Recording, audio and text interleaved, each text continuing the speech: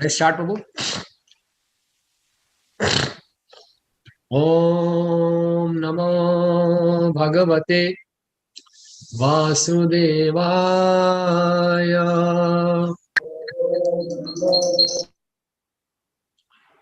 Om Namo Bhagavate Vasudevaya. Om Namo Bhagavate Vasudevaya.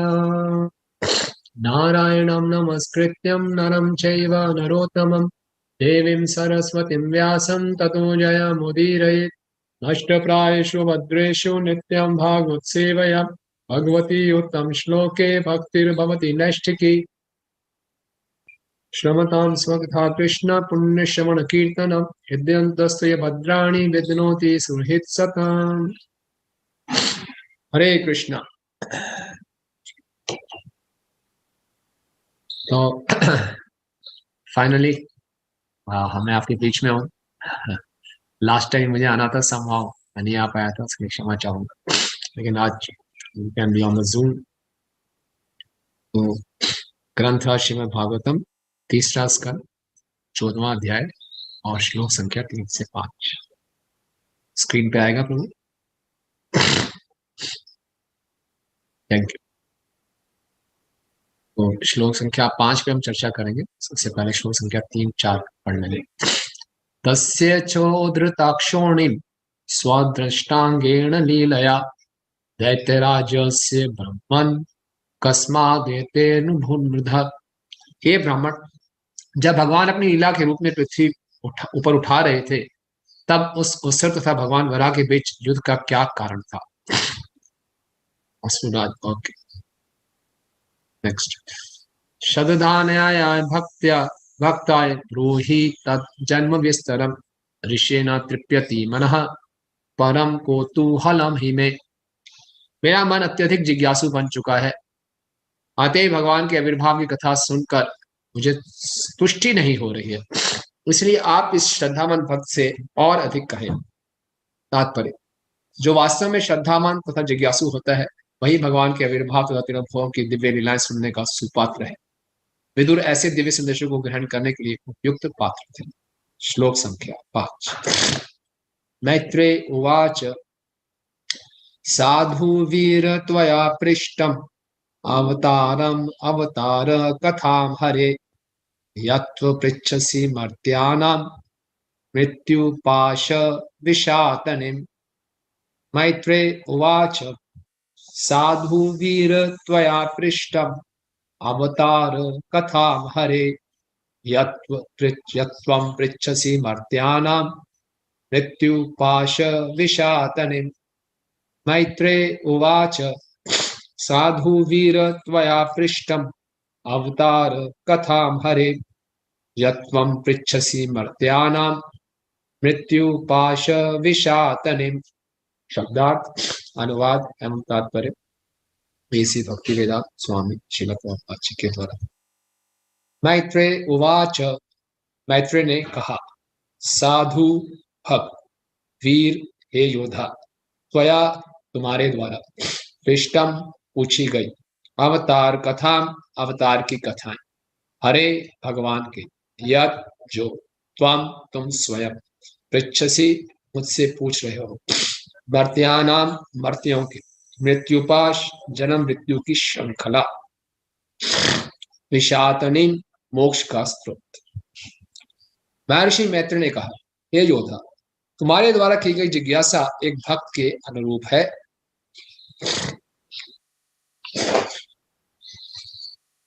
क्योंकि इसका संबंध भगवान के अवतार से है। ये मर्त्यों को जन्म मृत्यु की श्रृंखला से मोक्ष दिलाने वाले हैं। तात्पर्य,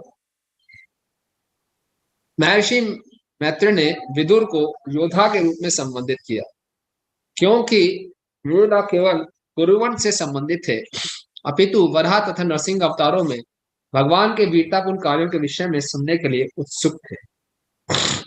चूंकि ये जिज्ञासाएं भगवान के विषय में थी, इसलिए एक भक्त के सर्वथा अनुकूल थे। भक्त को अन्य किसी संसारी कथा सुनने में कोई रुचि नहीं होती। वैसे संसारी युद्ध की अनेक कथाएं हैं, किंतु भक्त इन्हें सुनने के लिए उन्मुख नहीं होता। भगवान जिन युद्ध कथाओं में भाग लेते हैं, उनमें मृत्यु का युद्ध नहीं रहता, अपितु मृत्यु माया पाश के विरुद्ध युद्ध होता है, जिसके कारण मनुष्य को बारंबार जन्म तथा मृत्यु स्वीकार करनी पड़ती है। दूसरे शब्दों में, जो व्यक्ति भगवान की युद्ध कथाओं में के सुनने में आनंद प्राप्त करता है, वह जन्म मृत्यु के पाश से मुक्त हो जाता है। मूर्ख लोग कुरुक्षेत्र के युद्ध में कृष्ण के सम्मिलित होने के विषय में संदेह करते हैं, क्योंकि वे ये नहीं जानते कि उनके भाग लेने से उन लोगों की मुक्ति सुनिश्चित हो गई थी जो युद्ध भूमि में उपस्थित थे। विष्णुदेव ने कहा है कि कुरुक्षेत्र की युद्ध भूमि में उपस्थित सारे लोगों को मृत्यु के बाद उन्हें अपने मूल आध्यात्मिक शरीर प्राप्त हो गए थे। अतः भगवान की युद्ध कथाओं को सुनना अन्य किसी भक्ति के ही समान है।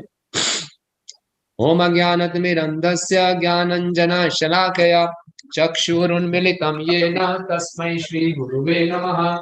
श्रीचैतन्यमनोभीष्टं स्थापितं येन भूतले स्वयं रूप कदा मह्यं शान्तिकं वन्देऽहं श्रीगुरु श्रीयुतापदकमलं श्रीगुरून् वैष्णवांश्च श्रीरूपं साग्रजातं सहगण रघुनाथान्वितं तं सजीवं साधुवेतं परिजन सहितं कृष्ण चैतन्य देवं श्री राधा कृष्ण पादान् सहगण ललिता श्री विशाखान्वितांश्च। हे कृष्ण करुणा सिंधु दीनबन्धु जगत्पते गोपेश गोपिका कांत राधा कांत नमस्तुते। तप्त कांचन गौरांगी राधेश्वरी वृषभानुसुते देवी प्रणमामि हरिप्रिये। वाञ्छाकल्पतरुभ्यश्च कृपा सिन्धुभयेव च पतितानां पावनेभ्यो वैष्णवेभ्यो नमो नमः। जय श्री कृष्ण चैतन्य प्रभु नित्यानंद श्री अद्वैत गदाधर श्रीवासादि गौर भक्त वृंद। हरे कृष्ण कृष्ण कृष्ण हरे हरे, हरे राम राम राम हरे हरे। नमो विष्णुपादाय कृष्ण पृष्ठाय भूतले श्रीमते भक्ति वेदांत स्वामी रीति नामिने। नमस्ते सारस्वते देवे गौरवाणी प्रचारिणे निर्विशेष शून्यवादी पाश्चात्य देश तारिणे। हरे कृष्णा। तो ये 14 चैप्टर है 3rd कैंटो का। इससे पिछले अध्याय में वराह भगवान के अवतार की चर्चा हुई है। तो मैत्रेय मुनि जी ने विदुर जी को बता दिया इस प्रकार से भगवान वराह प्रकट हुए और किस प्रकार से पहले मनवंतर में वराह भगवान ने पृथ्वी को गर्भोदक सागर से ऊपर उठाया। लेकिन विदुर जी वो इतना आनंद नहीं आया। विदुर जी ने सुन रखा था कि वराह भगवान ने हिरण्याक्ष का वध किया, थोड़ा एक्शन पैक्ट सुनना चाहते थे। उस पर इतना एक्शन नहीं था। स्वयंभू मनु के टाइम में पृथ्वी नीचे गिरी उठा के ले आए, वो आनंद नहीं आया। माना कि भगवान जो भी करते हैं आनंददायक है, लेकिन विदुर जी को संतुष्टि नहीं हुई। कुछ एक्शन पैक्ट होना चाहिए, कुछ लड़ाई धड़ाई मार धाड़। वो तो सुन रखा था उन्होंने, वो आनंद नहीं आया। तो बोले मैंने सुन रखा था कि हिरण्याक्ष का भी वध किया था, थोड़ा और बताइए, है ना। बड़ा उत्साह पूर्वक इससे पिछले के श्लोक में बता रहे हैं कि विदुर जी बहुत ही इंक्विजिटिव थे और बहुत फेथफुल थे, बहुत जिज्ञासु और बहुत ही श्रद्धावान, है ना।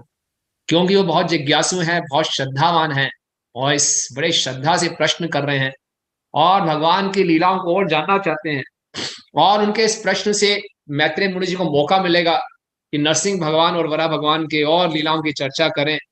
तो मैत्रेय मुनि बड़े प्रसन्न हो गए और उन्होंने फिर बोलना शुरू किया। और क्योंकि भगवान के अवतारों के विषय में बोलेंगे तो ये सबके लिए लाभदायक हो।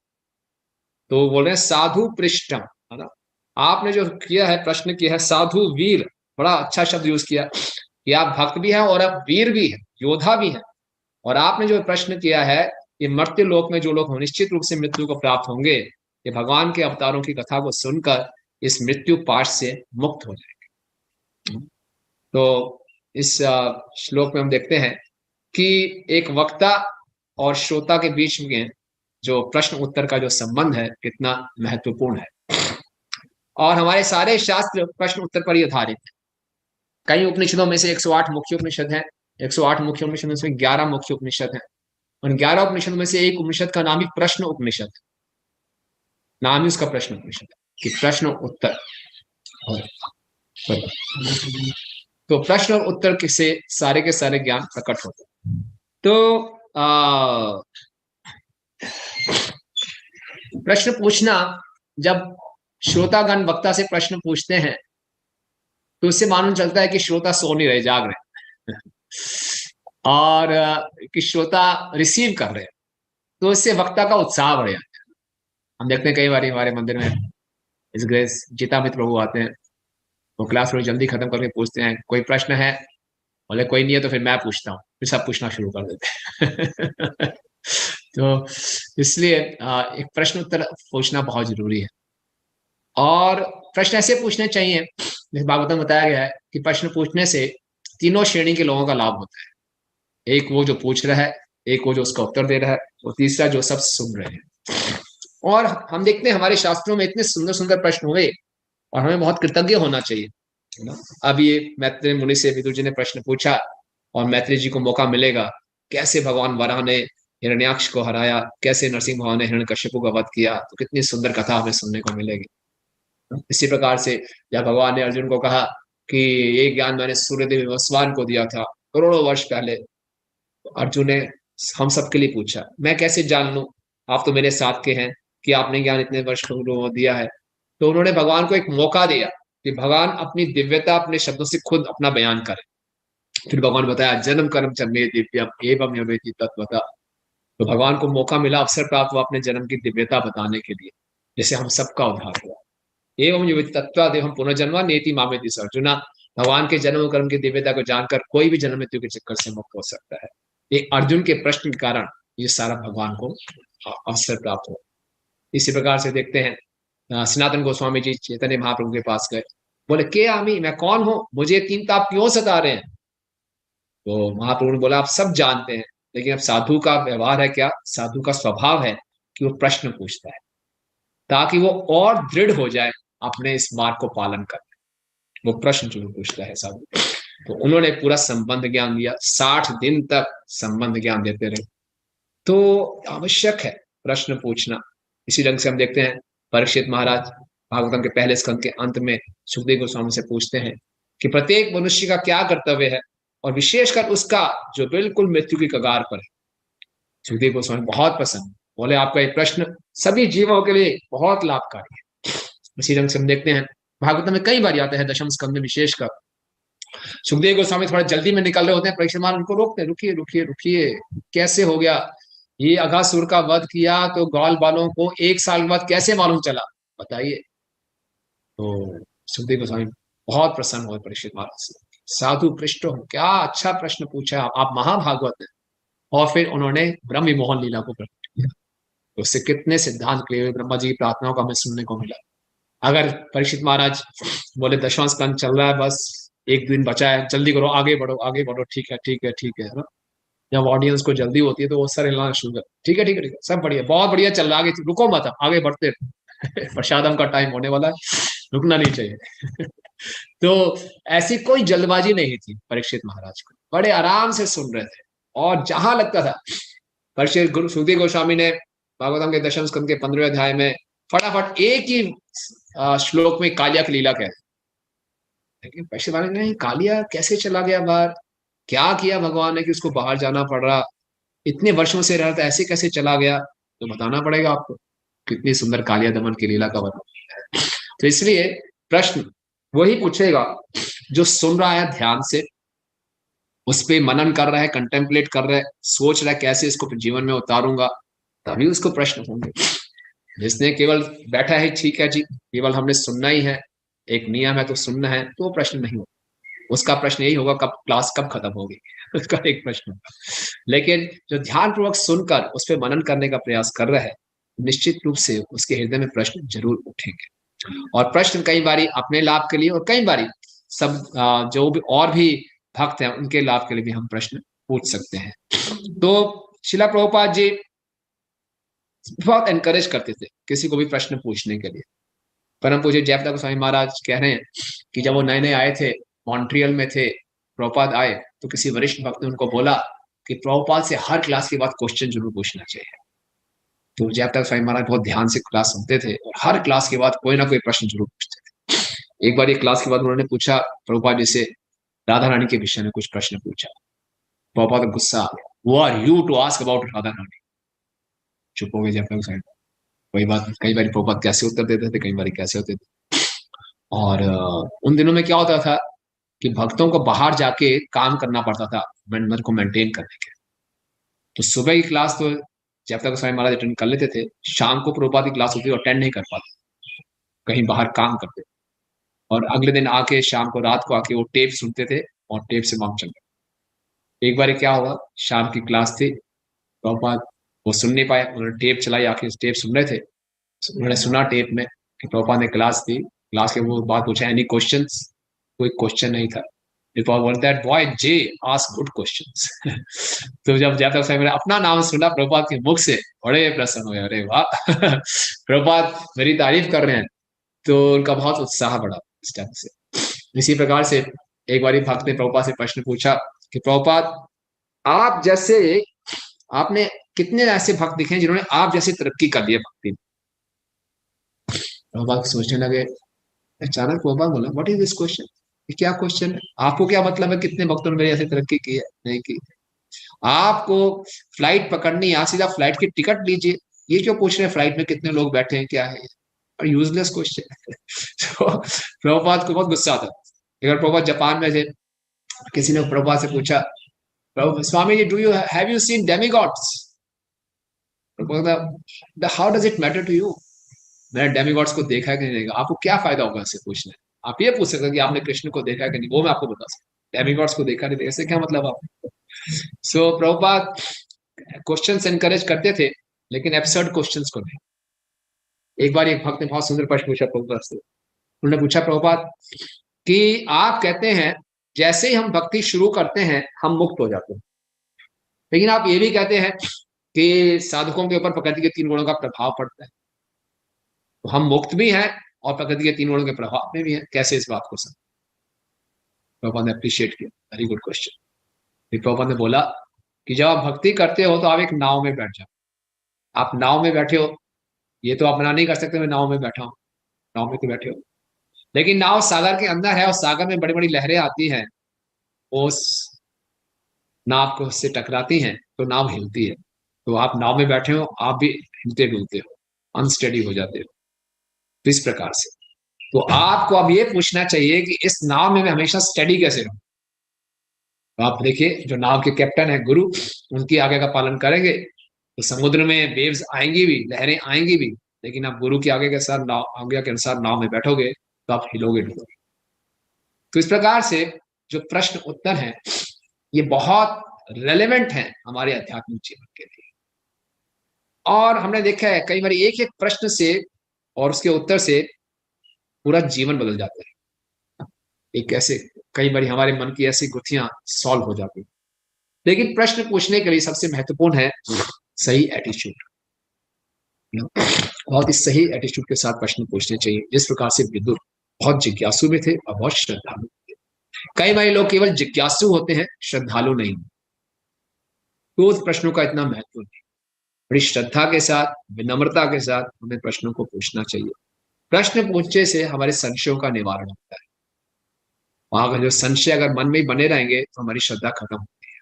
इसलिए क्लैरिफाई करना अति आवश्यक है और प्रश्नों को पूछना अति आवश्यक जरूरी है।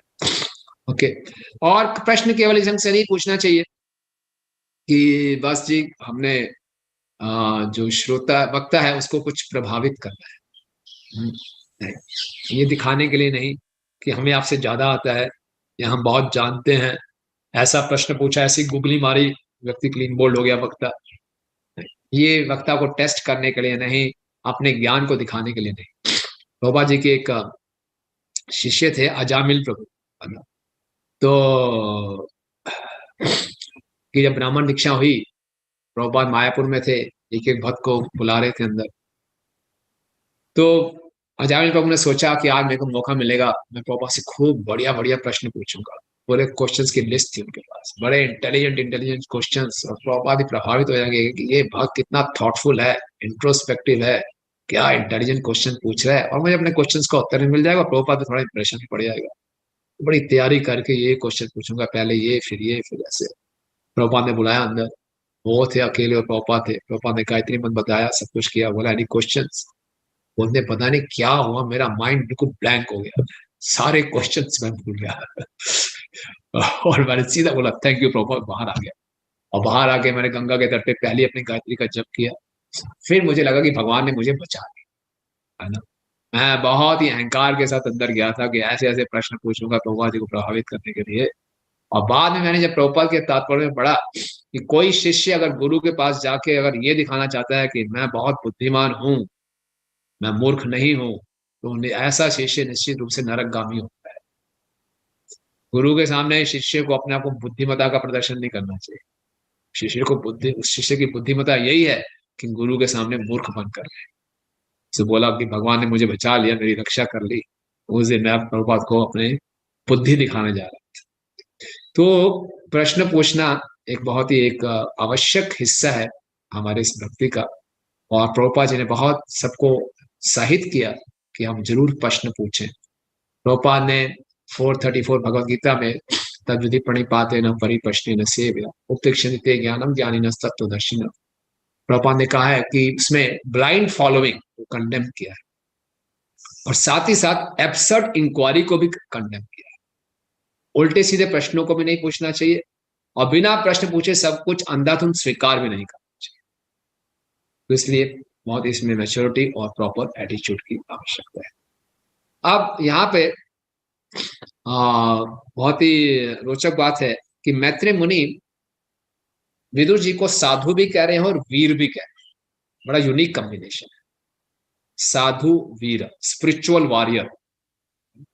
आप साधु भी है और आप वीर भी है।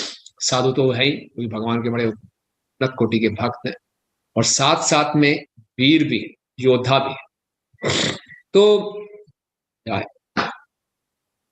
तो वीर मतलब कि बहुत बड़े योद्धा थे विदुर जी। अब विदुर जी का इतिहास देखें तो बड़ा, वो भी बहुत रोचक इतिहास है। विदुर जी को कैसे हम योद्धा के रूप में अक्सर कम देखते हैं। विदुर जी को ज्यादातर हम काउंसलर के रूप में देखते हैं कि दत्तात्रेय जी को समझाते रहे, अब वो योद्धा भी है। और विदुर जी का जन्म, उनके पिताजी ब्राह्मण थे, व्यासदेव जी, और उनकी माता शुद्राणी थी, और किसी भी ढंग से क्षत्रिय उनका वो नहीं था, और का जो सेवा थी वो भी ज्यादातर समझाते ही थे। अपनी विदुर नीति भी होती है, ब्राह्मण का कार्य ज्यादा करते थे, लेकिन उनको योद्धा बोला। और हम ये भी देखते हैं कि जब दुर्योधन ने उनका अपमान किया, और ये भी दुर्योधन ने उनको जान की भी धमकी दे दी, अगर आप नहीं गए तो अपनी आखिरी सांस यही छोड़ोगे। तो विदुर जी वहां से निकले, ये वर्णन आता है कि विदुर जी द्वार पे अपना धनुष छोड़ते हुए, इसको विदुर जी योद्धा भी है। और एक प्रकार से विदुर जी को विचित्र वीर का भी पुत्र बताया जाता है कि विचित्र वीर कोई संतान उत्पन्न नहीं कर पाए, उनके भाई व्यासदेव जी के द्वारा वो संतान उत्पन्न हुई। तो इस प्रकार से वो योद्धा बताए, क्षत्रिय भी बताए। और साथ साथ में वीर शब्द बहुत महत्वपूर्ण है। भक्ति रसामृत सिंधु में रूप गोस्वामी जी 4 प्रकार के वीरों का वर्णन कर। एक वीर तो बताया गया उन्होंने कि जो युद्ध में वीरता दिखाई, उसको बोले युद्ध वीर। दूसरा, जो दान देने में बहुत वीरता है, चैरिटी देने में खूब खुले हृदय से दान करता है, उसको बोला गया दानवीर। और तीसरा है जो दया करने में बहुत वीरता दिखाता है, उसको बोला गया दयावीर।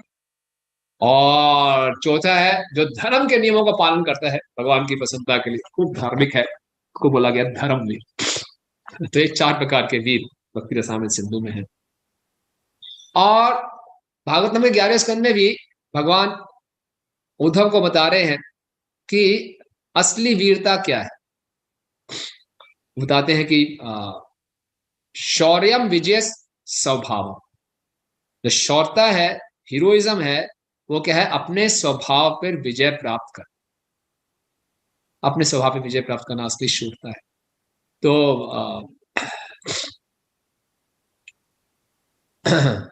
क्या है हमारा स्वभाव, क्या होता है, साधारणतः एक स्वभाव होता है जीव का कि वो भौतिक इंद्र तृप्ति में जुड़े, लेकिन जो इस पे विजय प्राप्त कर ले वो अक्सर में वीर है। तो हम सबका ये एक साधक का हमेशा संघर्ष रहता है कि एक तरफ उसका स्वभाव है और एक तरफ उसका कर्तव्य। और हमारे बीच में हमेशा ये द्वंद चलता रहता है। कई बार हम स्वभाव के आगे घुटने टेक देते हैं, और कई बार हम स्वभाव पे विजय प्राप्त करके अपने कर्तव्य को अच्छे ढंग से कर पाते हैं। सो ये संघर्ष एक साधक के जीवन में चलता रहता है, लेकिन एक साधक को हमेशा बहादुरी उसकी यही है, वो वीर हीरो तब कहलाएगा जो इसको युद्ध में लगा रहे, और एक दिन अपने उस स्वभाव पे विजय प्राप्त कर लेगा। और इस स्वभाव पे विजय प्राप्त करने के लिए उसको जो मदद करता है वो है श्रवण कीर्तन। जितना अच्छे ढंग से वो श्रवण कीर्तन करेगा, उतने अच्छे ढंग से वो अपने स्वभाव को जीत पाएगा। चैतन्य महाप्रभु सनातन गोस्वामी को बताते हैं, कुबुद्धि छाड़िया कर श्रवण कीर्तन, अचिरात पावे कृष्ण रचन। जहाँ श्री रुक्मिणी द्वारकाधीश जी की जय। कुबुद्धि छाड़िया कर श्रवण कीर्तन, अचिरात पावे कृष्ण रचन।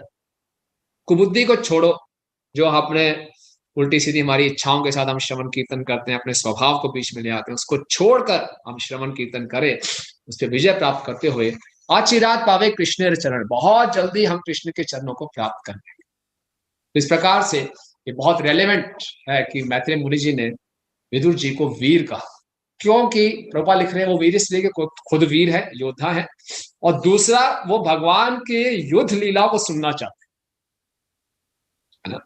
कि आपने जो पहले वरा भगवान की लीला सुनाई उसमें इतना आनंद नहीं आया, एक्शन पैक्ट नहीं थी। आप सुनाइए कोई एक्शन पैक्ट लीला। मैंने सुना हुआ है कि हिरण्याक्ष का वध किया था, तो वो जरा विस्तार में सुनना चाहता, तो इसलिए उनको वीर शब्द यूज किया। और साधु तो वो हैं। और बोले आपके प्रश्न है बहुत ही अच्छा है, क्योंकि आपके इस प्रश्न से अवतार कथा करने का मुझे अवसर प्राप्त हो रहा है, और इस अवतार की कथा को सुनकर बद्ध जीव जन्म मृत्यु के चक्कर से मुक्त हो जाएगा। तो कुंती महारानी भगवान के अवतार के कई कारण बताती है, और कई कारणों में बताते हुए कि आप पृथ्वी का बोझा कम करने आए, आप यदुवंशियों के कुल की महिमा बढ़ाने आए, देव की और वसुदेव पर कृपा करने आए। और फिर एक बताती है कि भवेस्मिन क्लिश्यमाना नाम अविद्या काम कर्म भी श्रवण स्मरण अनहन आदि करिष्य रीति केचन। कि भवेस्मिन क्लिश्यमाना नाम, इस संसार में हर व्यक्ति संघर्ष कर रहा है। क्लिश्यमाना नाम अविद्या काम कर्म भी, इग्नोरेंस के कारण, अविद्या के कारण उसकी उल्टी सीधी इच्छाएं हैं, और फिर वो पाप कर्म करता है और बेचारा फंसता ही चला जाता है।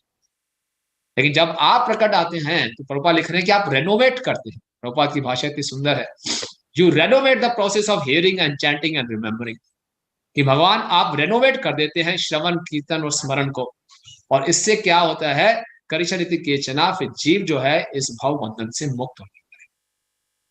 तो यही बात मैत्रेय मुनि भी कह रहे हैं कि आप मुझे अवतार की कथा करने का अवसर दे रहे हैं, और इस अवतारों की कथा करने से बद्ध जीव मरते मृत्यु पाश से मुक्त हो जाए। तो ये भगवान अपने अवतार लेकर प्रकट होते हैं, तो भगवान हमें दिखाते हैं कि देखो ये अच्छी असली लीला है। आप किसी हीरो को ढूंढ रहे थे, असली हीरो मैं हूं, सब कुछ मेरे में दिख जाएगा आपको, है ना। अगर आप फाइट वगैरह दिखना चाहते हो तो मैं दिखाता हूँ आपको फाइट। सब कुछ भगवान की लीलाओं में प्रकट है। तो जो आपकी आवश्यकता है वो सारी की सारी भगवान की लीलाओं से प्रकट हो जाएंगी, और आप पूर्ण रूप से संतुष्ट हो जाओगे, आनंद की प्राप्ति करोगे। भगवान के अवतारों की लीला सुनकर एक बद्ध जीव की जो चेतना है वो उत्कृष्ट होती है, उसकी चेतना में उन्नति होती है।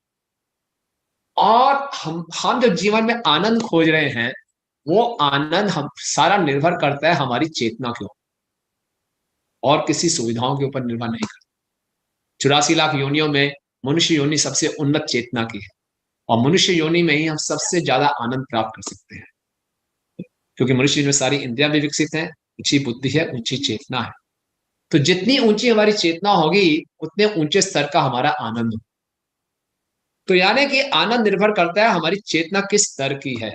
और जब भगवान प्रकट होते हैं तो हमारी चेतना को ऊपर उठाने के लिए प्रकट होते हैं। इसलिए हमें हर किसी को अपने जीवन में वर्टिकल ग्रोथ को देखना है, हॉरिजॉन्टल ग्रोथ को नहीं। आज की सभ्यता, हमें आधुनिक सभ्यता हॉरिजॉन्टल ग्रोथ पे जोर देती है। हॉरिजॉन्टल ग्रोथ क्या होता है, मतलब कि जितना बटोर सकते हो बटोर लो, बड़े से बड़ा मेरा क्षेत्र होना चाहिए, ज्यादा से ज्यादा मेरे फॉलोअर्स होने चाहिए, ये हॉरिजॉन्टल ग्रोथ है। सब कुछ मेरे अंडर आ जाए, ये सब करने के बाद भी आनंद नहीं है। हिरण्यकश्यप को हम देख सकते हैं, पूरा ब्रह्मांड उसने कवर कर लिया, लेकिन वो संतुष्ट नहीं था। लेकिन उनका पुत्र प्रहलाद 5 वर्ष का बालक, इतने मुश्किल परिस्थितियों में भी उसकी चेतना उत्कृष्ट थी। तो मनुष्य जीवन मिला है इस वर्टिकल ग्रोथ के लिए, अपनी चेतना को उन्नत करने के लिए। उन्नत चेतना से ही हम उन्नत आनंद प्राप्त कर सकते हैं, और अपनी चेतना को हम उन्नत कर सकते हैं भगवान के अवतारों की कथाओं को सुनकर। इसलिए भगवान प्रकट होते हैं, क्योंकि जीव आनंद चाहता है, आनंद में अभ्यास, आनंद भगवान की कथाओं में ही आ सकता है। भगवान की कथाओं में हर प्रकार की वैरायटी। हम मूवी देखने जाते हैं, हीरो कॉमेडी करता है तो हम हंसते हैं, हीरो रोता है तो हम रोते हैं, हीरो लड़ाई करता है, फाइट करता है तो हम तालियां बजाते हैं।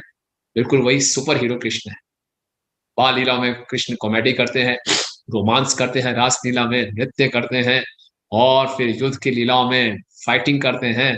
बड़ा आनंद आता है। तो सारे के सारे जो हमारी सारे जो रस पाने की इच्छा है वो कृष्ण संतुष्ट करते हैं। शिला प्रभुपाद कह रहे हैं तात्पर्य में कि ये जो इस संसार के युद्ध हैं, ये तो मृत्यु की ओर ले जाते हैं। भगवद गीता के 16 अध्याय में भगवान शिला प्रभुपाद जी आसुरी गुणों का वर्णन करते हुए कहते हैं कि असुर लोग इस संसार में बड़े बड़े एटम बम वगैरह डिस्कवर कर रहे हैं, आविष्कार कर रहे हैं। तो क्या कर रहे हैं, जो मृत्यु निश्चित है उसको एक्सिलरेट कर रहे हैं और जल्दी नजदीक ला रहे हैं। तो इस संसार के जितने भी युद्ध हैं वो बड़े डिस्ट्रक्टिव हैं, सबके लिए नुकसानदायक है, किसी को भी लाभ नहीं पहुंचाते।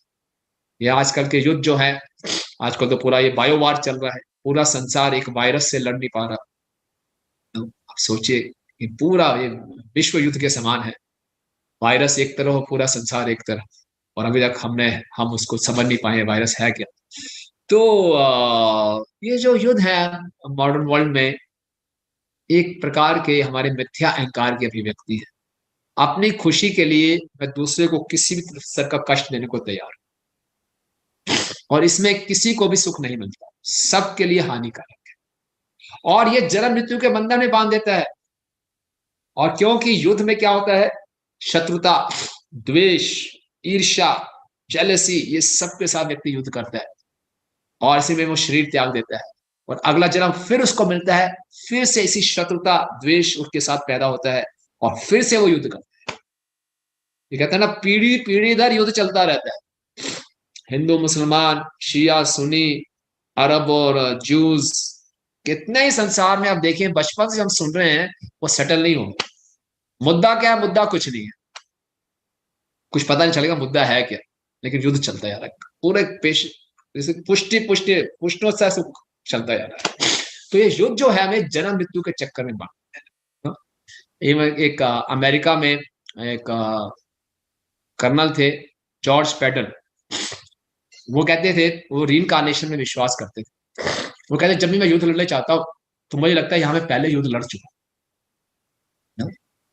तो उन्होंने किसी एस्ट्रोलॉजर के पास गए, और मालूम चला कि जो पिछले जन्मों के उन्होंने देखा, खोजा, तो बोले हाँ, हर जन्म में वो योद्धा ही रहे, कई जन्मों से वो योद्धा लड़े हैं, युद्ध भूमि में अपना शरीर त्यागा, फिर अगले जन्म में फिर योद्धा।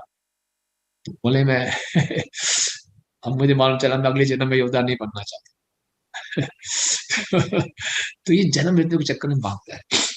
कुछ भक्त लोग शेयर करते हैं कि घर में उनकी बनती नहीं, तो एस्ट्रोलॉजर के पास गए, तो ऐसा मैंने देखा, तो बोला भैया आप दोनों का तो युद्ध इस जन्म का नहीं, कई जन्मों का चल, पहले आप युद्ध भूमि में लड़ते थे, और इतना लड़े जन्मों जन्मों तक, एक दूसरे पे मेडिटेट करते थे, इतना द्वेष हो गया कि एक दूसरे में मेडिटेट करते करते शरीर छोड़ा, तो भगवान ने आपको पति पत्नी बना दिया कि अब यहाँ पे लड़ो। ये बातें हमें सीरियसली हैं, जैसे कि चित्रकेतु के उसमें हर्ष शोक उत्पन्न हुए, तो प्रभुपाद लिख रहे हैं कि जो हर्ष शोक है उनके पिछले जन्म का कोई शत्रु हो, तो जो शत्रु है, रणभूमि का शत्रु घर में भी पैदा हो सकता है हमें दुख देने के लिए। तो ये जो संसारिक युद्ध है, ये जन्म मृत्यु में हमें बांधते हैं। हम देखते हैं देवता और असुर में युद्ध करते हैं, लेकिन जो भगवान की युद्ध लीलाएं हैं, कितनी हैरानी की बात है, वही युद्ध जो एक संसारिक लोगों के बीच में युद्ध हमें जन्म मृत्यु के चक्कर में बांधता है, भगवान की युद्ध लीलाएं हमें जन्म मृत्यु से परे ले जाती है। ये भगवान की दिव्यता है। यानी कि जैसे शिला हम पढ़ते हैं भगवद गीता के 15 अध्याय में, ऊर्ध्वमूलम अधः गच्छात् मूलम, जो ये संसार की तुलना एक उल्टे वट वृक्ष की तरह की गई है ना। और यानी कि इस संसार में हम जो भी रसों का आस्वादन करना चाहते हैं कृष्ण से विमुख होकर, वो रस नहीं हमारे लिए दुख का कारण बनता है। अगर हम चाहे संसार में केवल युद्ध ही क्या, युद्ध भी एक प्रकार का, भगवान युद्ध करते हैं तो रसों का आस्वादन करते हैं, है ना। उसमें क्रोध का रस है, उसमें भय का रस है ना? उसमें वीरता का रस है। और ये सब रसों का आस्वादन हम कृष्ण के बिना करेंगे तो हमारे दुख का कारण बनेगा, जन्म मृत्यु के बंधन का कारण। केवल युद्ध ही नहीं, इस संसार का तथाकथित पति पत्नी का प्रेम, प्रेमी प्रेमिका का प्रेम, या भाई भाई का प्रेम, या मित्रता, या माता पिता का प्रेम, ये सारे के सारे केवल एक रिफ्लेक्शन है, परवर्टेड रिफ्लेक्शन है, विकृत छाया है, और वो हमारे बंधन का कारण है। लेकिन इन्हीं रसों का आस्वादन जब कृष्ण के साथ करते हैं तो हमें पूर्ण संतुष्टि भी प्राप्त होती है, और हम जन्म मृत्यु के चक्कर से भी मुक्त होते हैं। इसलिए श्रीला प्रभुपाद जी लिखते हैं कि इस संसार में जितनी भी अपूर्णता हमें महसूस होती है, वो सारी अपूर्णता का कारण है पूर्णता का पूर्ण ज्ञान ना हो। All kind of incompleteness is due to incomplete knowledge of the complete whole. Bhagavadgita के इंट्रोडक्शन में प्रभुपाद लिख रहे हैं, बहुत सुंदर वाक्य है। All kind of incompleteness is due to the incomplete knowledge of the complete whole. तो क्या कंप्लीट होल है कि कृष्ण जो है वो रसराज है। कृष्ण ही मेरे को रस प्रदान कर सकते हैं, और प्रत्येक जीव का कृष्ण के साथ एक अलग संबंध है। और भक्ति का अर्थ है रसों का आदान प्रदान। जीव और कृष्ण के बीच में रसों का आदान प्रदान होता है। उसमें एक युद्ध भी एक ऐसी लीला है जिसमें कृष्ण अपने भक्तों के साथ रस का आदान प्रदान करते हैं, है ना। हम देखते हैं कि जब कृष्ण जामवंत के साथ लड़ रहे हैं सम्यतक मणि के इस प्रसंग में, 27 दिन तक युद्ध चलता रहता है। तो जब तब जामवंत को लगता है कि ये साधारण व्यक्ति नहीं है, तो परम लगता है मेरे स्वामी ही है। तो भक्ति रसामृत सिंधु में प्रभुपाद लिख रहे हैं, तो कृष्ण रक्षराज को बोल रहे हैं जामवंत को, रुको मत, डरो मत, तुम भय मत लाओ अपने हृदय में, युद्ध लड़ते रहो, मुझे आनंद आ रहा है, तुम बहुत अच्छी सेवा कर रहे हो मुझसे युद्ध करके। अब भयभीत हो गए तो फिर मुझसे युद्ध करना बंद करते हो, युद्ध लड़ते रहो, है ना। तो इस प्रकार से भगवान को आनंद आ रहा है ना। आगे हम देखेंगे कि जब भगवान वराह के रूप में प्रकट होंगे और हिरण्याक्ष से युद्ध करेंगे, जैसे युद्ध में होता है कि योद्धा बड़ी बड़ी गालियां देता है, अपने अपनी बहादुरी डिक्लेयर करता है, डींगे मारता है, वैसे भी सब मिलने का एक रस का आस्वादन होगा।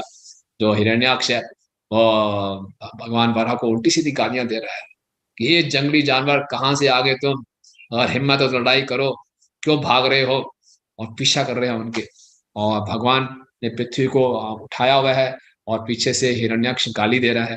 भगवान को ये शब्द बहुत चुभ रहे हैं। भगवान ने कहा लेकिन पहले अपना कर्तव्य कर लो, पृथ्वी को कहीं सेटल कर लो, बाद में इसको निपटूंगा। तो भगवान आगे आगे उठ रहे हैं पानी से, जो हिरण्याक्ष पीछे पीछे उनको गालियां दे रहे हैं, धूर्त कहीं के, डर के भाग रहे हो, शर्म नहीं आती, कैसे योद्धा हो। और मैं अभी बताता हूँ तेरे को ना।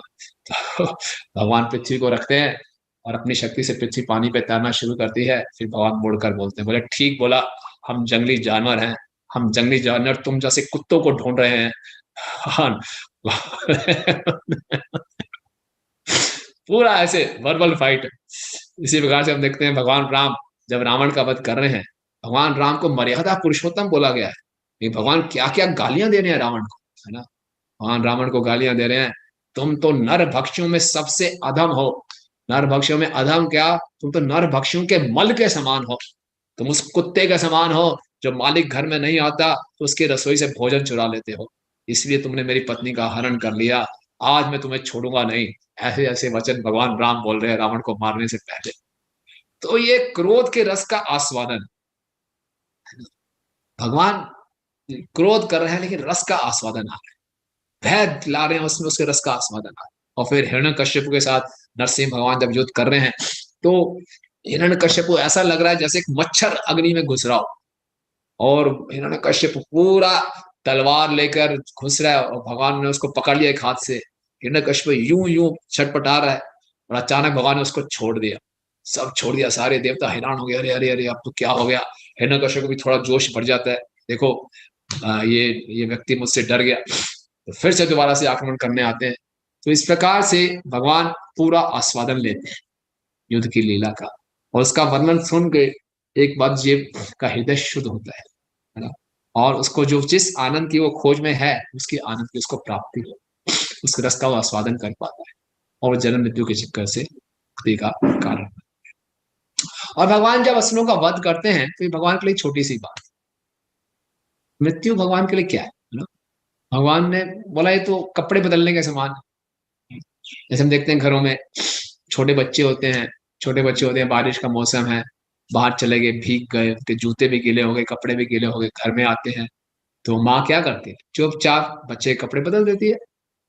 तो कई बच्चे कॉपरेट करते हैं माँ के साथ, चुपचाप कपड़े बदलवा लेते हैं, कई शो मचाते हैं, अभी माँ ने तो कपड़े बदलने ही बदलने हैं। इसी प्रकार से असुर है जो छटपटाते हैं, जो उनके कपड़े बदल रहे हैं, उनका शरीर बदल रहे हैं, तो ये माँ ने तो बदलना ही बदलना है, भगवान ने खाली कपड़े बदलने हैं उनके, अपने अपने भगवत धाम ले आएंगे, को पता नहीं उनका भला हो रहा है। और जो भक्त होते हैं, अच्छे बच्चे होते हैं, उनके साथ कॉपरेट करते हैं, चुपचाप कपड़े बदलवा लेते हैं।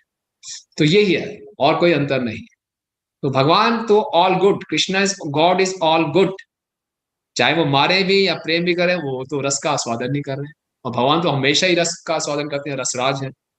तो युद्ध की लीला कर रहे हैं तो भी रसराज है, और रास लीला कर रहे हैं तो भी रसराज है। इसीलिए प्रभुपाद कहते हैं कि कुछ लोग कहते हैं कि नहीं नहीं नहीं, कृष्ण तो जो है कुरुक्षेत्र की लीला इंफीरियर है, हम तो केवल वृंदावन की लीला ही सुनेंगे। नहीं, कृष्ण इज एब्सोल्यूट। कृष्ण जो भी करते हैं वो हमेशा परम स्तर पे है।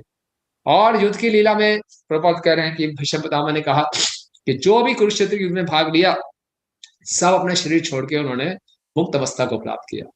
और भागवतम के तीसरे स्कंद में भी उद्धव जी बता रहे हैं विदुर को कि किस प्रकार से जब अर्जुन ने तीर छोड़े, क्योंकि अर्जुन ने भगवान की आज्ञा का पालन करते हुए तीर छोड़े, जब ये तीर विरोधी सेना के विरोधी कौरवों की सैनिकों को लगते थे, तो तीरों के स्पर्श करने मात्र से उनके हृदय का सारा कलमश दूर हो जाता था, अपने सारे पापों से मुक्त हो जाते थे। और फिर क्योंकि कृष्ण अर्जुन के सारथी हैं, और कृष्ण अर्जुन ने तीर छोड़ा तो वो दर्शन कर रहे हैं, और कृष्ण के सुंदर मुखारविंद का दर्शन करते हुए शरीर छोड़ते थे तो सीधा वैकुंठ लोक में। कितना सुंदर तरीका है। भगवान की आज्ञा का पालन करके अर्जुन ने तीर छोड़े, उन तीरों से उनका हृदय शुद्ध हुआ, और शरीर छोड़ते हुए कृष्ण के सुंदर मुखारविंद के दर्शन किए और सीधा वैकुंठ धाम को प्राप्त हुए। फिर भगवान की युद्ध लीला है, सबके लिए हितकारी। जो इसमें भाग लेता है उसके लिए हितकारी, जो इसका श्रवण कीर्तन करता है उसके लिए हितकारी। इसीलिए मैत्रेय मुनि विदुर जी से बहुत प्रसन्न हुए, बोला साधु वीर, आप साधु भी हो और वीर भी हो कि आपने ये प्रश्न पूछा भगवान के अवतार के विषय में, और मुझे ये कहने का अवसर प्राप्त हुआ। तो उस प्रकार से वो उनको धन्यवाद देते हैं।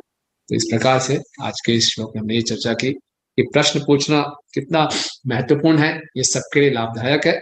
और भगवान की जो युद्ध लीलाएं हैं और इस संसार के युद्धों में क्या अंतर है, और इस प्रकार से भगवान हमेशा सबके लिए हितकारी है, कृष्ण इज ऑल गुड।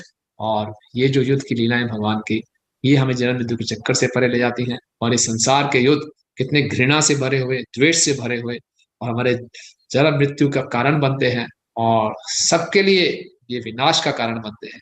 लेकिन भगवान की युद्ध लीलाएं हमें जन्म मृत्यु के चक्कर का विनाश कर देती है, हमें भगवत धाम लेकर जाती है।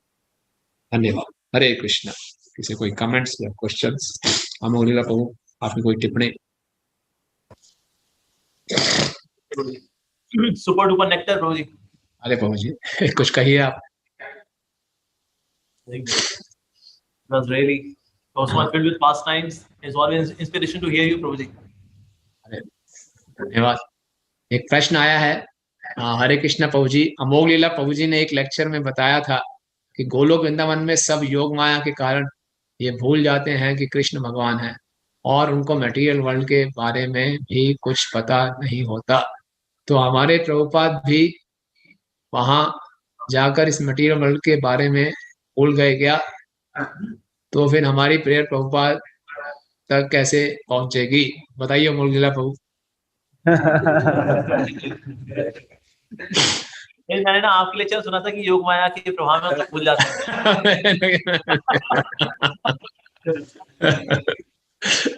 आप ये बता सकते हैं।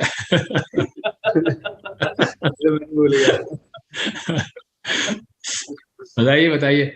मैं तो लेक्चर देके भाग जाता हूँ। आपका रेफरेंस आ गया तो मैं क्या बोलूंगा। आप बोलिए, हम तो आप ही को कॉपी पेस्ट करते हैं प्रभु जी। हमारी रिटेल शॉप है, हम तो आपके यहाँ से होलसेल में लेते हैं, तो इसलिए। आप तो प्रभु आप ही हैं, हम क्या आपका करेंगे तो।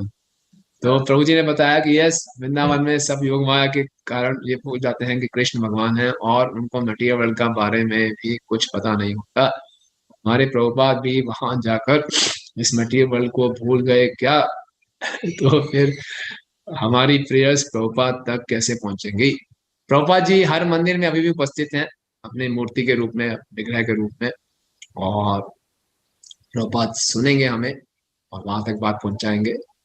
तो प्रभुपाद इस पृथ्वी पर भी हैं, हमारे बीच में भी हैं, और आध्यात्मिक जगत में भगवान की लीलाओं में भी है। तो इसीलिए जिस प्रकार से भगवान भगवान भी तो भगवत धाम में है, भगवान कैसे जानेंगे हमारे बारे में? अर्च विग्रह हैं, भगवान हमारे साथ आदान प्रदान करते हैं, तो प्रभुपाद हमारे साथ आदान प्रदान करते हैं। प्रभुपाद को हम प्रार्थना करें, प्रभुपाद जरूर हमारी प्रार्थना को ऊपर पहुंचाएंगे। यस प्रभु जी, और कुछ एनी अदर क्वेश्चंस? हरे कृष्ण जी। हाँ, हरे कृष्णा प्रभु, जय हो, सदावा प्रभु। तो प्रभु जी आपने कहा था कि जैसे कि हम लोग भी इस वॉर फील्ड में तो ड्यूटी और जो हमारा बिहेव है उसमें हम लोग क्या चूज करें, तो सेम हम इस्कॉन के फील्ड में हम देखते हैं कि जो हमारा बिहेव है, जैसे हम लोग बोलते हैं कि ऐसा समाव हमारा फिलोसफी है कि हम हर किसी को ब्राह्मण के प्लेटफॉर्म पर उठना है। जो क्षत्रिय है, एक्चुअली हम कैन सी कि जो क्षत्रिय है वो अच्छा मैनेजमेंट कर सकते हैं, लेकिन जो ब्राह्मण है वो ये ऐसा नहीं कर सकते हैं। तो फिर इसमें कंफ्यूज आता है हम लोग उसमें क्या करें, हम अपने बिहेव के अकॉर्डिंग सेवा कर रहे हैं या जो हमारा ड्यूटी है, थोड़े कंफ्यूज नहीं, देखिए, स्वभाव के दो पहलू होते हैं। एक तो स्वभाव का पहलू ये है कि हम ब्राह्मण का स्वभाव हमारे अंदर प्रोमिनेंट है, क्षत्रिय का, कि वैश्य का, कि शूद्र का। तो वो जो स्वभाव है उसको हमने भगवान की सेवा में लगाना है, गुरु के निरीक्षण में, है ना? तो प्रभुपाद का जब कहते हैं कि सबको ब्राह्मण बनना है, इसका अर्थ है ब्राह्मणिकल कल्चर अपने अंदर सतोगुण विकसित करना है। कि चाहे हम क्षत्रिय भी हो, अच्छा मैनेजमेंट भी कर रहे हो, तो सतोगुण में कर। अगर हम वैश्य भी हैं, कलेक्शन अच्छा करते हैं, तो सतोगुण में कर। भागवतम के 7वें स्कंद में शूद्र के गुण बताए गए। अगर हम शूद्र के गुण पढ़ेंगे तो पढ़ेंगे, लेकिन बहुत दूर की बात है शूद्र बनना भी। शूद्र बनना भी कोई आसान बात नहीं है। इतने अच्छे अच्छे गुण है शूद्र के, तो झूठ नहीं बोलता, बड़ी ईमानदारी से सेवा करता है, तो वो पढ़ के लगता है भैया तो अभी तो शूद्र भी नहीं बनना। तो सतोगुण विकसित करना है, चाहे वो हमारा जो स्वभाव है उसको बदलना ये नहीं है। जो यहाँ बताया गया कि स्वभाव को जीतना शौर्य है, वो स्वभाव का जो दूसरा पहलू है कि हो सकता है मेरे अंदर सतोगुण ज्यादा हो, मेरे अंदर ब्राह्मण का गुण है, लेकिन क्योंकि भौतिक जगत में कोई भी गुण अपने आप में अकेला नहीं है, हर एक के अंदर मिक्सचर रहता है, सत्वगुण में भी रजोगुण तमोगुण का मिक्सचर रहेगा। तो मेरा एक ब्राह्मण है, मैं अच्छा परामर्श दे सकता हूँ, शास्त्रों का अच्छा अध्ययन कर सकता हूँ, अच्छे प्रवचन दे सकता हूँ अगर कोई, लेकिन साथ ही साथ में मेरे अंदर ये भी गर्व हो जाए कि देखो कितना अच्छा प्रवचन देता हूँ मैं, कितनी अच्छी काउंसलिंग करता हूँ, तो ये भी एक स्वभाव का अंग बन जाता है। तो शौर्य का मतलब है, असली वीरता है इस स्वभाव को जीतना। कोई क्षत्रिय है, वो बहुत अच्छी मैनेजमेंट करता है, मैनेजमेंट करते करते लॉर्डिंग ओवर का उसका नेचर हो जाता है, दूसरों में प्रभुत्व जमाना, तो इसको रोकना है ना? कोई वैश्य है, वो कलेक्शन करते करते थोड़ा सा बेईमानी करना शुरू कर दे, तो इसको रोकना है। जो लोअर टेंडेंसीज हैं, इस पे विजय प्राप्त करने को वीरता बता है। अगर मैं क्षत्रिय का स्वभाव, तो मैं जबरदस्ती उसको ब्राह्मण का नहीं बन, हाँ सेवा के लिए आवश्यक पड़ेगा तो मैं सेवा कर लूं, लेकिन उसमें मुझे उसमें संघर्ष नहीं करना। जो संघर्ष करना, जो मेरी लोअर टेंडेंसीज हैं, उसको मैंने जी। किसी के अंदर आलस बहुत ज्यादा है, वो सफाई नहीं रखता, है ना, गंदगी में रहता है, लेकिन वो भक्ति के अनुकूल नहीं है, तो उसको इस लोअर टेंडेंसीज को जी। समझ रहे बात? इसमें कंसर्न, हाँ, अरे और इसमें कंसर्न अगर हम देखते हैं, ये तो इंडिविजुअल के लिए सही है, लेकिन अगर मूवमेंट के उसमें देखते हैं, हमारा जो मूवमेंट है इसको अगर हमको अच्छा रन करना है, तो वहाँ पे जहाँ पे उसकी जरूरत है, जैसे मैनेजमेंट में अच्छा हो जाए क्षत्रिय, और ब्राह्मण समाव वो ढंग से कर नहीं पाएगा, तो इसके लिए हम क्या कर सकते हैं मूवमेंट को रन करने के लिए? नहीं तो रन करने के लिए ब्राह्मण भी चाहिए, क्षत्रिय भी चाहिए, दोनों चाहिए। तो ये थोड़ी खाली क्षत्रिय चाहिए, क्षत्रिय रन करेगा, दोनों चाहिए, और दोनों का कॉम्बिनेशन हो सबसे बढ़िया, कि टीम ऐसी हो, एक में जो ब्राह्मण स्वभाव का व्यक्ति हो, एक अच्छे क्षत्रिय स्वभाव का हो, तो बहुत अच्छी टीम चलती है ना? जो कुछ हमारे पास है वो भगवान की सेवा में लगाए, और साथ ही साथ ऐसा नहीं है कि मैं तो जी ब्राह्मण स्वभाव का, मैं क्षत्रिय कोई सेवा करूंगा ही नहीं, जितना संभव है वो भी करूंगा। ये मेरी प्रधानता जो सेवा की उस तरह की। क्लियर हुआ प्रभु जी? ठीक, धन्यवाद। और कोई? जय द्वारका प्रभु ने हाथ खड़ा किया था। अरे प्रभु जी, हाँ ये हरे कृष्णा प्रभु जी, राम प्रणाम प्रभु जी। मैं यार आप जब लेक्चर तैयार कर रहा था मुझे आपकी याद आ रही थी। क्वेश्चन तो आपसे ही हाँ yes thank you so much for explaining it so nicely. जो आपने पूरा वर्णन दिया मुझे शुरू का प्रश्न किस मूड से पूछना चाहिए, वो सारे किससे नहीं पूछना चाहिए, वो सारे मूड मेरे अंदर प्रेजेंट है। नहीं ऐसी बात बट फिर भी मुझे दो साहस कर रहा हूँ। एक छोटा सा प्रश्न है वो जी, जैसे आपने एक्सप्लेन किया कि लोग अधिकतर प्रश्न तो पूछते हैं लेकिन वो जो जरूरी श्रद्धा होती है वो नहीं होती। हाँ तो प्रभु जी, लेकिन ये भी स्वाभाविक है कि हमारी किसी डिवोटी में श्रद्धा है, किसी में नहीं है। हाँ तो क्या इसका ये भी है प्रभु जी तात्पर्य कि जहाँ पे हमारी श्रद्धा नहीं है वहां से हमको प्रश्न नहीं पूछना चाहिए? हाँ एक्चुअली वहां प्रश्न पूछने की हमारी इच्छा भी नहीं होगी, हृदय से आएगा भी नहीं प्रश्न, है ना, क्योंकि श्रद्धा से हमने सुना भी वैसे नहीं होगा और उस श्रद्धा के साथ उस समर्पण के साथ हम पूछ भी नहीं पाएंगे, तो वो इंक्वायरी इतनी फ्रूटफुल नहीं होगी। सेवा की भावना से नहीं पूछा जाएगा, तो वहीं पूछ भी लेंगे तो उतना फ्रूटफुल नहीं होगा। ठीक है ना? सो प्रभु जी, दिस इज नेचुरल या फिर हमको प्रयास करना चाहिए कि हमको सभी डिवोटीज में श्रद्धा बनाने का प्रयास करना चाहिए? ये नेचुरल है कि किसी में ज्यादा होगी किसी में कम होगी, लेकिन जो हमारा एटीट्यूड होना चाहिए कि ठीक है किसी वक्ता से हम ज्यादा प्रभावित हैं, उनकी बात हमें अच्छे ढंग से समझ में आती है और किसी वक्ता की बात हमारे हृदय को उतनी नहीं छू पाती, तो ये स्वाभाविक है। ये है कि हमको ये नहीं कि सबके पास संभाव रहना, ये संभव ही नहीं है। लेकिन एट द सेम टाइम अगर कोई एक प्रामाणिक वक्ता है, वो फिलॉसफी को सही रिपीट कर रहा है, तो उसको हमें श्रद्धा से सुनना चाहिए, अपने पर्सनल बायस को फिर दूर कर देना चाहिए। कई बार हमारी जो श्रद्धा होती है वो शास्त्रिक श्रद्धा नहीं होती, हमारे मन के हिसाब से हम चलते हैं, ये भक्ति पसंद नहीं है तो नहीं है, बस वो भक्ति के लिए ठीक नहीं है ना? कोई एक प्रामाणिक वक्ता है जो प्रभुपाद की फिलॉसफी में डिस्टॉर्शन नहीं कर रहा, उसको एज इट इज रिपीट करने का प्रयास कर रहा है, सिंसियर है, उसको श्रद्धा से सुनना चाहिए। हो सकता है उसका इतना प्रभाव हम पे ना पड़े जितना किसी और वक्ता का पड़ता है, लेकिन फिर भी उस वक्ता को हमें सुनना चाहिए। अगर वो डिस्टॉर्टेड मैसेज दे रहा, सही नहीं दे रहा, फिर अलग बात। तो कई बार अपने मन के हिसाब से चलते हैं, ये व्यक्ति पसंद नहीं है तो इसकी बात भी नहीं सुनते, तो वो ठीक नहीं। समझिए बात को। Thank you Prabhu ji. Thank you.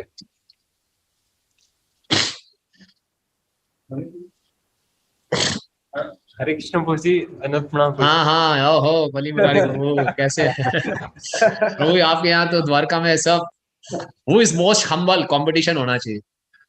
Gold medal तो यही ले जाएंगे, ये ले जाएंगे चैलेंज तो करना ही चाहिए इनको यार। Undefeated champion. Yes Prabhu ji. Prabhu ji, thank you so much Prabhu ji for such a nice amazing class Prabhu ji. Prabhu ji, धन्यवाद जो प्रभु जी। वसुधाम प्रभु जी ने जो प्रश्न पूछा था प्रभु जी स्वभाव के रिगार्डिंग, हाँ। जैसे कुछ सर्विस होते हैं जो स्वभाव के अनुकूल नहीं होते प्रभु जी, तो हाँ। ऐसे सर्विस करते हुए प्रैक्टिकली मैंने देखा है कि उससे एजिटेशन मतलब कि बढ़ता है, तो मतलब इससे कैसे हम इसको काउंटरैक्ट कर सकते हैं प्रभु जी? बता दें, अगर बहुत ज्यादा परेशानी आ रही है तो अपने अथॉरिटीज को बता दें प्रभु जी, ये मेरे को बहुत हलचल मचा रही है अंदर। थोड़ा अगर आप कुछ एडजस्ट कर सकते हैं बहुत अच्छा होगा, तो वो भी एडजस्ट करने का प्रयास करेंगे, बोले कुछ समय कर लो, अर्जेंसी है, बाद में देख लेंगे, तो कॉपरेट कर लेना चाहिए, बता देना चाहिए जो हलचल चल रही है। तो हो सकता है वो कुछ नुस्खे बता दें कि इन नुस्खों से काम चल जाए, उन नुस्खों से भी काम ना चले तो फिर बता दें। तो ट्रांसपेरेंट रहें अपनी अथॉरिटी के साथ और अपना सिंसियर प्रयास करें तो हो जाता है। और मैंने ये भी देखा है कि गुरु और कृष्ण की कृपा से बहुत से भक्तों को मैंने अपना स्वभाव बदलते हुए देखा है। हमारे मंदिर से करुणाचंद प्रभु हैं, बहुत शाई थे, बहुत ही शर्मीले, किसी से मांगना, पुलिस स्टेशन में जाना, इतने घबराते थे वो, बड़ा उनको करना पड़ता था, पुश करना पड़ता। वेणु माधव प्रभु क्यों नहीं अपॉइंटमेंट ली, बहुत पुश करते थे, डरते थे, घबराते थे। और अब देखिए जब महाराज उनको ये सेवा ही दे दी कि आपको फंड कलेक्शन करना है, खूब प्रार्थनाएं की उन्होंने, खूब प्रार्थनाएं की। तो गुरु की इच्छा, अब मुझे अपने स्वभाव से ऊपर उठना ही पड़ेगा। खूब उन्होंने प्रार्थनाएं की, गुरु को संतुष्ट करना ही करना है। फिर देखिए अब तो बहुत प्रिय है महाराज के, इतनी सुंदर कलेक्शन और इतना अच्छा कल्टीवेशन करते हैं। सो दैट वे, सो अगर ये पूरी दृढ़ इच्छा है हमारे अंदर कि मुझे गुरु और वरिष्ठ वैष्णव को प्रसन्न करना है, जैसे और इसमें बहुत प्रार्थनाएं करते हैं, तो हम ओवरकम कर पाते हैं। लेकिन उसके बाद भी बहुत बहुत ज्यादा हलचल मची हुई है, बहुत ज्यादा एजिटेशन हो रहा है, तो ईमानदारी से आके बता देना चाहिए, शेयर करते रहना चाहिए, कोई दिक्कत नहीं। Thank you so much Prabhu ji. Thank Prabhu ji, one more thing Prabhu ji, जैसे आपने बताया कि श्रवण और कीर्तन से हम अपना स्वभाव को जीत सकते हैं। हाँ, तो प्रभु जी जैसे मतलब इससे हम ये कंक्लूड कर सकते हैं कि हमारी कोई भी एक्टिविटीज है इट शुड बी सेंटर्ड और around hearing and chanting, and मतलब जो भी मैनेजमेंट हो रहा है, जो भी चीजें हो रहा है हाँ, सब कुछ इसी को फैसिलिटेट करने के लिए, सब कुछ इसको फैसिलिटेट करने के लिए भी है। और सारी सेवाओं का मुख्य धर्म सुनिश्चिता पुंसो विश्वक्सेन कथा सुया नात्वाद यदि श्रमे वही के। हम जो कुछ भी कर रहे हैं, प्रचार कर रहे हैं, साधना कर रहे हैं, मैनेजमेंट कर रहे हैं, उसका मुख्य उद्देश्य है श्रवण कीर्तन में हमारी रुचि बढ़े और दूसरों को भी हम फैसिलिटेट करें कि उनका श्रवण कीर्तन में रुचि बढ़े। थैंक यू प्रभु जी। और प्रभु जी इसमें श्रवण और कीर्तन का मतलब है Srimad Bhagavatam hearing and chanting and hearing also Prabhu ji, जो हम Yes, हरि जप करते हैं।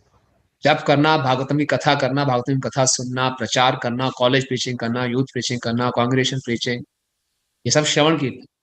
Thank you Prabhu ji, thank you Prabhu ji, thank you so much. ठीक है प्रभु जी, हम हो गया प्रभु। Thank you, Prabhuji. Thank you so much, Prabhuji. It was an Thank you, amazing sir. class. So grateful to you, Prabhuji. Grateful to you Prabhu ji. I am sorry last time आपको मैंने डिसअपॉइंट किया था last minute में। नहीं नहीं that's okay, Prabhuji. इन लोगों धोखा के दे बुरे दिया। कर्म, इन लोगों के बुरे कर्म थे, इनको मेरे को झेलना था। तो इन्होंने they jellified me that day. So that was their bad karma. So they were bhuktified that. My bad karma, I couldn't serve you about that. नहीं, नहीं, Prabhuji, So please. thank you so much. जय अच्छा कल्पतरुभ्यश्च कृपा सिंधुभ्यश्च पतितानां पावनेभ्यो वैष्णवेभ्यो नमो नमः। जय श्री कृष्ण की वैष्णववृंद की जय, श्रीला प्रभुपाद की जय, अमोघ प्रभु की जय, जय श्री कृष्ण की श्रीला प्रभुपाद की जय। जय।